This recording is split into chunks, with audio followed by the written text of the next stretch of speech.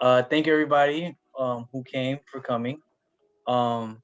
Primeramente, antes que empezamos, si alguien de ustedes necesita ayuda con traducción, por favor llama el número que está en la pantalla de 718-272-0183 para tener traducción en español. So once again, thank you everybody for coming. Today we're going to give a short presentation about tenants' rights and protections during COVID-19. We're very happy to have you all. My name is Chris. I'm a tenant organizer / counselor at Cypress Hills Local Development Corporation. With me on this presentation, we also have Juana Edis and Renee. Would you two like to introduce yourselves? We'll start off with Juana Edis. Hi, good afternoon, everybody. Welcome to our workshop. Hola a todos. Me alegro que pudieron entrar. Chris es mi compañero. Vamos hoy a hablar de las nuevas regulaciones y la protección que hay para los inquilinos, como le mandé en el email de invitación. Si quieren, voy a estar traduciendo la conversación para las personas que no hablan inglés o lo prefieren en español. En el flyer está el número de teléfono. Lo vamos a poner aquí en el chat, en el grupo del mensaje, para que sepan qué número marcar. Welcome everyone. If anybody needs translation Spanish, please dial the number on the flyer. I'm going to be translating everything that my co-worker Chris will be saying. And I hope you guys enjoy this workshop. We try to gather all the information and everything that is going on with the COVID-19 and everything that we need to know how to protect our rights as a tenant. And Chris, he's very strong about this subject. He knows his stuff. So let's put everybody on mute. Vamos a ponerlo en mute y escuchar la información. Y si tienen alguna pregunta, entonces al final podemos contactarlo, pueden escribirla en el chat y nosotros vamos a tratar de contestar todas las preguntas, ¿ok? Gracias a todos. Thank you, 180s. Renee, do you want to introduce yourself?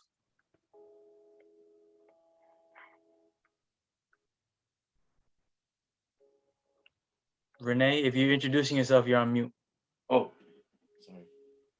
Hey, buenas tardes. Good evening, everybody. My name is Renee Arlin. I'm the director of the Housing Counseling Office at Cypress Hills Local Development Corporation. Welcome. I'm sure you've been welcome already, and glad you can attend. Hope that you'll find the information really informative, which it will be. And I don't know if Chris spoke or 180 spoke gave you any details about the Cypress Hills Local Development Corporation. I could talk about that a little bit later on. I think we should, right? Chris, you want to? Yeah, that's at the end. Go into the workshop? Yeah, so thank you, Renee, for introducing yourself. Thank you. All right, so to start off, just a quick agenda for what today's presentation is going to look like. Like as we just did, we did an introduction of our presenters.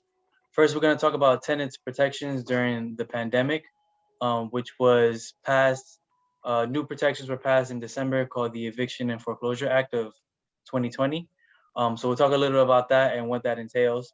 We'll also talk about tenants' rights, all the rights that are awarded to you as tenants that you have every right to exert. We'll go over what those are. And then at the end, we'll give a quick summary of the type of services that are offered at Cypress Hills. So to start off, we'll talk about some tenant protections during COVID-19. Like I said, the COVID-19 Emergency Eviction and Foreclosure Protection Act was passed on December 28th, 2020, and had three different layers to what kind of protections are involved with this bill. They extended the eviction moratorium until February 26th. I'm aware that that date is passed, and I'll get to that in a second. But for those of you who don't know what an eviction moratorium is, it's a statewide and national hold on any type of evictions because of the COVID-19 pandemic. In addition to the bill that was passed, the hardship declaration form was created, and also the ability to request a removal of a default judgment was created. And I get to all those things in the following slides. So the extension of the eviction moratorium made it so that pending residential eviction matters that were started since March of 2020 were stayed or postponed until February 26, 2021. The exemptions to this is that if a tenant is being hazardous to other people's health or safety, or infringing on the use of other tenants. And that's important to know because as tenants, landlords have the capability of using frivolous matters to justify, in this COVID-19 pandemic, heinous acts such as eviction. So it's important to know that there are some cases where landlords might want to evict a tenant because they want to say that they're engaging in some kind of behavior that's dangerous to other tenants. Although the eviction moratorium ended on the 26th, the hardship declaration form was also created in order to help tenants get a longer extension of the eviction moratorium. It protects renters from any kind of eviction proceedings until May 1st, as long as you complete the hardship declaration form. And this is what the form looks like. So it says notice to the tenant, blah, blah, blah. On the second page, if the form was sent to you by the court, on the top, it'll have an index number for your court case, and it'll have some of your information filled out already.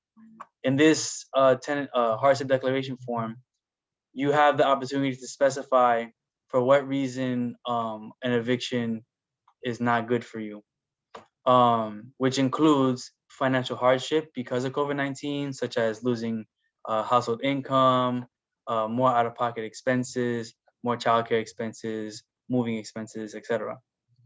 You can also specify that moving out would cause some type of health issue that is dangerous to you. So it says here, vacating the premises and moving into a new permanent housing would pose a significant health risk because I or one or more of my members of my household have an increased exposure to COVID-19. And the bottom is where you sign and date it. And this form must be sent to the Kings County office, court if you live in Kings County. Somebody is entering the meeting. Okay, so moving forward, in addition, there's also the Spanish version. Dice aviso al inquilino, and it's the same thing for Spanish speakers. So moving on, whoever just joined Galaxy X10 S10, we just spoke about the eviction moratorium that was placed in December. Si no me está entendiendo, tenemos traducción en español y se puede buscar el número de llamar en el chat para tener traducción. Si no puedes ver el chat, el número es 718-272-0183. And okay, so I'm going to continue. To submit the hardship declaration form, you can go on newyorkcourts.gov to get the form. The Office of Court Administration has been expected to mail out hardship declaration forms to any tenant that has a pending case. In addition to that, if the landlord wishes to serve you a judgment for non-payment or for eviction, they would also send you the hardship declaration form. They're expected to send you the hardship declaration form. There's also a website called evictionfreenewyork.org that helps facilitate the process of submitting the hardship declaration form. Online, you could type in your information and the system will send it for you. If you're not comfortable with that, you can submit the hardship declaration form via email to King's Hardship Declaration at newyorkcourts.gov. So the removal of default judgment is something that's also important for tenants. When you have a court case pending against you for eviction and you fail to show up to the court date for whatever the reason may be, and without it being your fault, the court can decide to issue a default judgment, which means that since you didn't go to your court case, automatically you receive a judgment. So if you had to go to court for a non-payment and you didn't go to court, whatever amount you owed is now ushered upon you. So you have to pay that back. The good thing, I guess, about the eviction and foreclosure bill that passed was that you can fill out this form to rescind your default judgment. In other words, it gives you like another chance to defend yourself in court by filling out this form. Moving on, in addition to those protections on the state, the federal government has also issued a eviction moratorium. Their previous eviction moratorium in January was instated to last until tomorrow because the director of the Center for Disease Control said that since coronavirus is still spreading, that we need to keep people in their homes. So they tried to extend the eviction moratorium.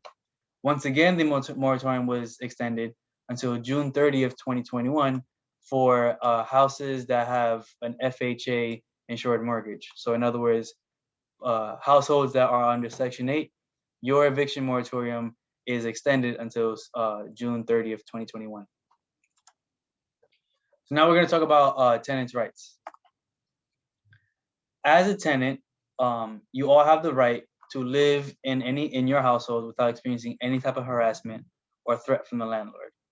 Anything that the landlord says to you, and we'll talk about harassment in the next slide, that can be interpreted as harassment, you have the right to defend yourself against it, and you have the right to not receive that harassment or threat.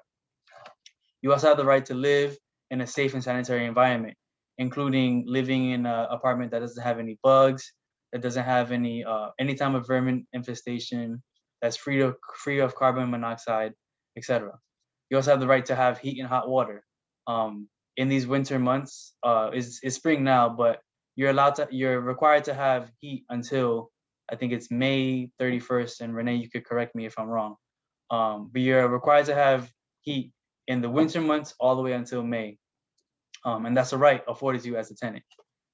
You also have the right to hold landlords accountable for repairs. If your ceiling is falling, you have the right to tell your landlord, you need to fix this ceiling. And in addition, and I think from my perspective, most importantly, is you have the right to organize and advocate for your rights.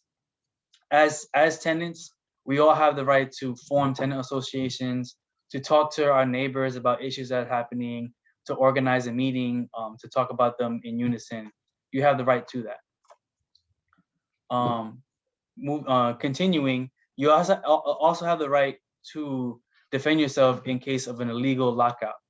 So although the eviction moratorium was passed, that doesn't mean that landlords are still gonna try some way to harass you or to convince you to leave. And one method that they try to do that is through illegal lockouts. If you find that you've been illegally locked out, you should go to housing court to report the unlawful eviction, because it's considered a lawful eviction, and start the process that will lawfully compel the owner to provide access and restore possession to you as a tenant. And also you should seek legal representation from a nonprofit legal service.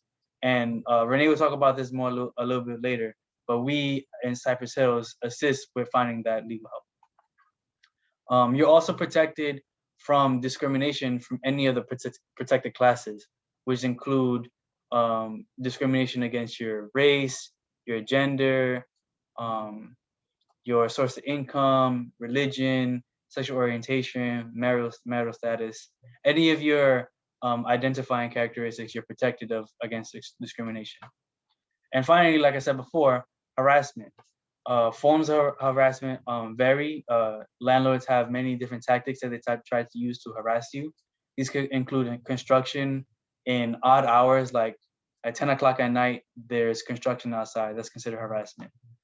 False legal claims against you, offering to buy you out from living in your apartment, threatening you or intimidating you, interrupting essential services. So if your lights randomly go out, it's probably the landlord trying to harass you, or visiting you without notice. Landlords are required to let you know beforehand that they're going to visit your apartment for repairs or whatever they need to visit your apartment for.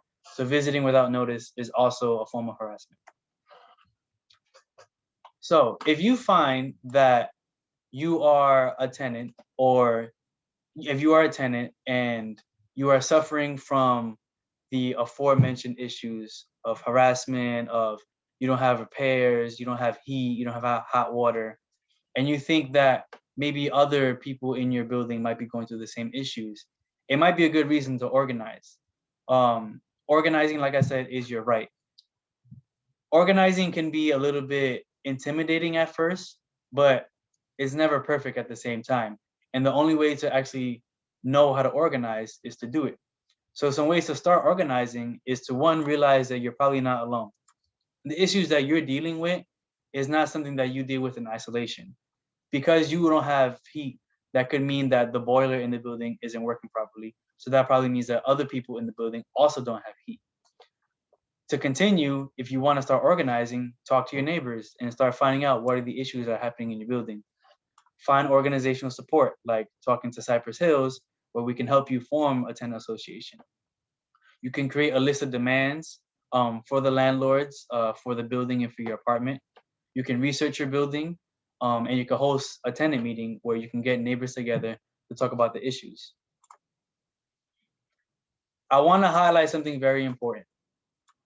With all the rights that I've listed that tenants have, these are also included for anybody who has any type of immigrant status. The city of New York is considered a sanctuary city, which means that within the courts, they're not allowed to collaborate with ICE. And so I just want to emphasize that everything that I've talked about in this meeting, the eviction moratorium, your rights of tenants, this includes people who are undocumented as well. I understand the fear that comes with being undocumented and speaking out, but I also want to let you know that it's your right as a tenant and your right as somebody who's undocumented as well to advocate for yourself. So I'm going to pass it on to Renee, who's going to talk about the services that we provide at Cypress Hills. Renee, it's your turn. Thank you, Chris. So, one moment, sorry.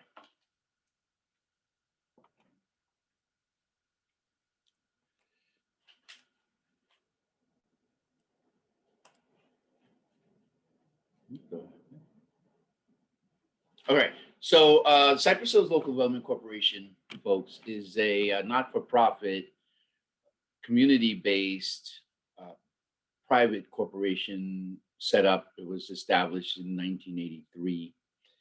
And the agency is a multi-services agency. It provides a variety of services and programs to Cypress Hills East New York Community Board 5. And of course, all of the programs work with participants who may live in other neighborhoods in New York, in Brooklyn. So those who are not just limited to, in other words, providing services to people who live in Community Board 5. So the agency has some key programs. One is the Community Development Program, and that program is responsible for developing housing and preserving and maintaining housing. So the staff there engage in construction of new sites, new affordable housing, as well as rehabilitation of existing sites and buildings. And it also is responsible for managing but the properties that belong to the organization.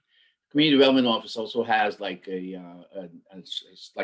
another unit, an extension that deals with issues related to food stamps, what you call nutritional foods.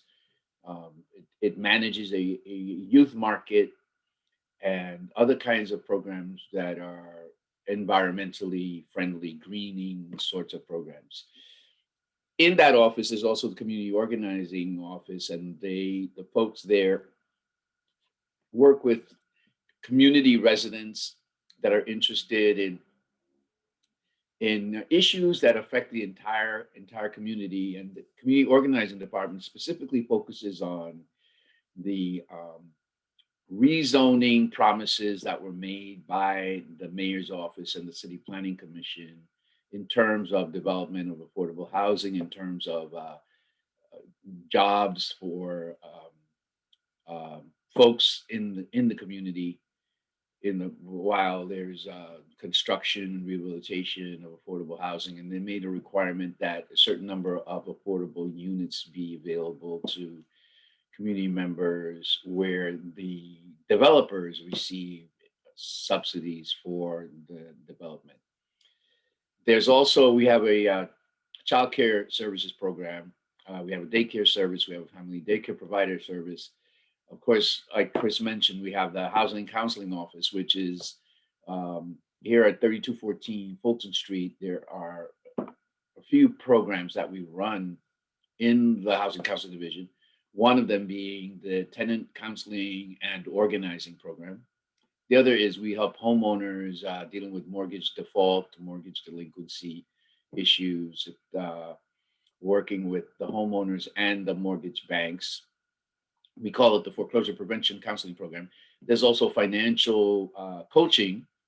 There is tenant and senior renters or senior tenants counseling service.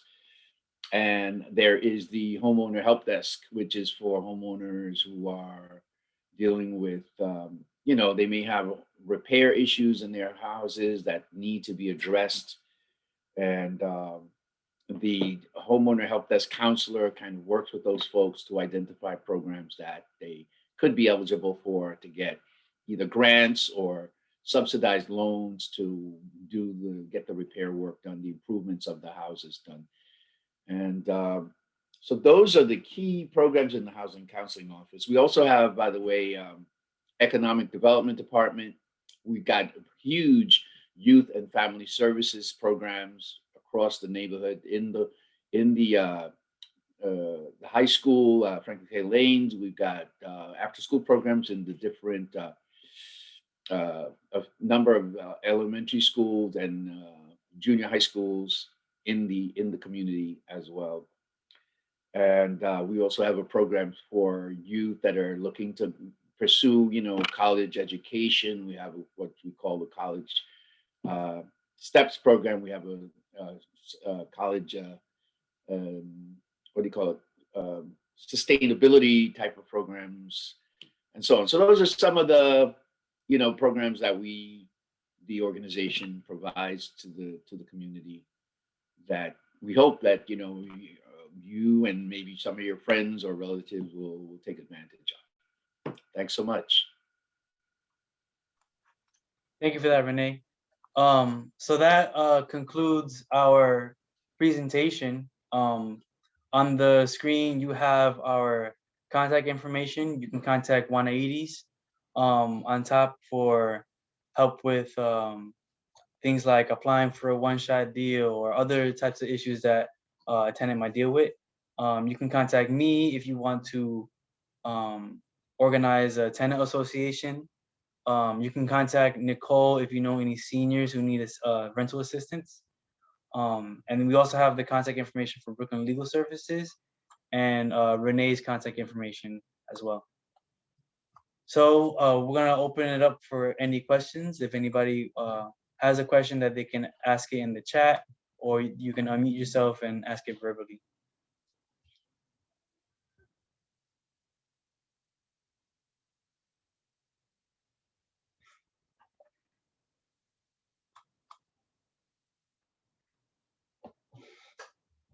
All right, well, if nobody has any questions, once again, thank you everybody so much for coming to this presentation.